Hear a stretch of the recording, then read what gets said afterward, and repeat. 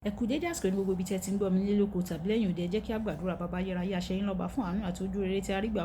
Àdúpẹ́ tí a rí ọjọ́rú àkọ́kọ́ nínú oṣù ìkẹrin. Àdúpẹ́ Ọlọ́run ìyanu nítorí ire ayọ̀ ìbùkún ìtẹ̀síwájú yóò rú fún wa ní gbogbo orúgun mẹ́rẹ̀ẹ̀rin àgbáyé ní orúkọ Jésù. Ọ̀rọ̀ náà tí a gbọ́ lé ní yóò ṣe ayé àti ọkàn wa ní rere, kò ní lòdì sí wa ní ọjọ́ ìdájọ́, nítorí tí a gbàdúrà ní orúkọ Jésù Kristi Olúwa wa. Àmín àmín ní orúkọ Jésù. Ìwé ọ̀run ṣíṣí tí a ti ọwọ́ olùṣọ́ àgùntàn Enoch Adeboye kọ èní ọjọ́rú ọjọ́ kẹta oṣù kẹrin. Àkòrí tí a ó gbéyẹ̀wò sọ wípé ìwọ náà lè ṣe iṣẹ́ ìyanu.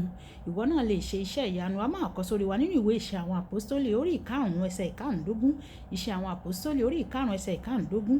Tó bẹ́ẹ̀ tí wọ́n gbé àwọn abirùn jáde sí ìgboro, tí wọ́n tẹ́ wọn sí orí àkéte àti ohun ìgbọ̀rọ̀kún wọn, pé bí Pétérù bá ń kọjá, kí òjìji rẹ̀ tilẹ̀ lè síji bo òmíràn nínú wọn. Nígbà tí a mú bíbélì kíkà wa nínú ìwé Máàkù orí ìkẹrìndínlógún ẹsẹ̀ ìkẹtàdínlógún títí dé ẹsẹ̀ ìkejìdínlógún. A mú bíbélì kíkà wa tòní nínú ìwé Máàkù orí ìkẹrìndínlógún ẹsẹ̀ ìkẹtàdínlógún títí dé ẹsẹ̀ ìkejìdínlógún, tí ó kà báyìí: àmì wọ̀nyí ni yóò máa bá àwọn tí ó gbàgbọ́ lọ. Ní orúkọ mi ni wọ́n yóò máa lé àwọn ẹ̀mí èṣù jáde. Wọ́n ò máa fi èdè tuntun sọ̀rọ̀. Wọ́n ò sì máa gbé ejò ní ọwọ́.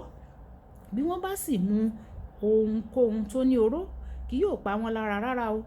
Wọ́n yóò gbé ọwọ́ lé àwọn olókùn, ara wọn yóò sì dá. Kí Olúwa kó bùkún kíkà àti gbígbọ́ ọ̀rọ̀ rẹ̀ wáyé. Ẹ tẹ́tí bẹ̀lẹ̀ jẹ́ láti gbọ́ ohun tí olùṣọ́ àgùntàn Enoch Adeboye ní fún wa ní èní ọjọ́rú. Bíbélì kíkà wa tòní sọ fún wa pé gẹ́gẹ́ bí onígbàgbọ́ nínú Kristi, ó yẹ kí o lé àwọn ẹ̀mí èṣù jáde, kí o sì ṣe gbogbo onírúurú iṣẹ́ ìyanu. Ìbéèrè náà wá ni pé ṣé onígbàgbọ́ ni ọ́? Tí ìdáhùn rẹ̀ bá jẹ́ bẹ́ẹ̀ ni, a jẹ́ pé ìwọ náà lè ṣe iṣẹ́ ìyanu bí Jésù Kristi ti sọ. O wá lè béèrè, kí ló dé tí mi ò ti lè ṣe iṣẹ́ ìyanu kankan láti ìgbà yìí wá? Nínú ìwé Máàkù orí ìkẹta ẹsẹ̀ ìkẹtàlá dé ìkarùndógún, a sọ fún àwọn ọmọ ẹ̀yìn Jésù ohun tí wọn yóò ṣe. Wọ́n ní láti wà pẹ̀lú rẹ̀, wàásù, ṣe ìwòsàn àwọn aláìsàn, kí wọ́n sì lé àwọn ẹ̀mí èṣù jáde. Ìdí tí ọ̀pọ̀lọpọ̀ Kristẹni kò tí ì máa ṣe iṣẹ́ ìyanu ni pé kò tẹ̀lé ìlànà yìí o. Iye àsìkò wo ni ò ń lò pẹ̀lú Ọlọ́run? Èyí jẹ́ ìgbésẹ̀ àkọ́kọ́ nínú ṣíṣe iṣẹ́ ìyanu. O gbọ́dọ̀ máa lo àkókò tó dára láti ka bíbélì rẹ, kí o sì gbàdúrà lójoojúmọ́. Bí o bá ń ṣe ń lo àkókò níwájú rẹ̀ sí, ní agbára rẹ yóò máa pọ̀ sí i, ni yóò sì máa sinmi lé ọ nínú agbára rẹ̀. O tún nílò láti wàásù ìyìn rere nínú ìwé Mátíù orí ìkejìdínlógún ẹsẹ̀ ìkọkàndínlógún.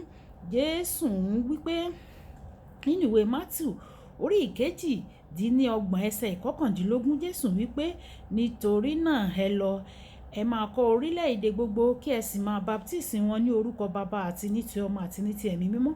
Ọ̀pọ̀ àwọn onígbàgbọ́ kì í kéde. Ọlọ́run kò ní fún ọ ní agbára láti ṣiṣẹ́ ìyanu tí o kò bá nílò láti fi ṣàfẹ́rí rẹ̀. Tí ó bá jẹ́ wípé o fẹ́ máa fi ṣe fáàrí ni, yóò ṣe bẹ́ẹ̀ bí o bá máa lò ó láti fi jèrè ọkàn fún un. Bí o bá gba àwọn ìgbésẹ̀ yìí, tí o sì gbé àwọn ìgbésẹ̀ méjì àkọ́kọ́ yìí, agbára láti ṣe iṣẹ́ ìyanu yóò máa tẹ̀lé ọ. Ọ̀pọ̀ àwọn ènìyàn máa ń rò pé kì í ṣe dandan fún mi láti ní agbára Ọlọ́run. Bí mo bá rò pé kì í ṣe dandan láti wo ni sàn, a jẹ́ pé mi ò ní ṣe wàhálà láti mú kí ìwòsàn jẹ́ ìrọ̀rùn.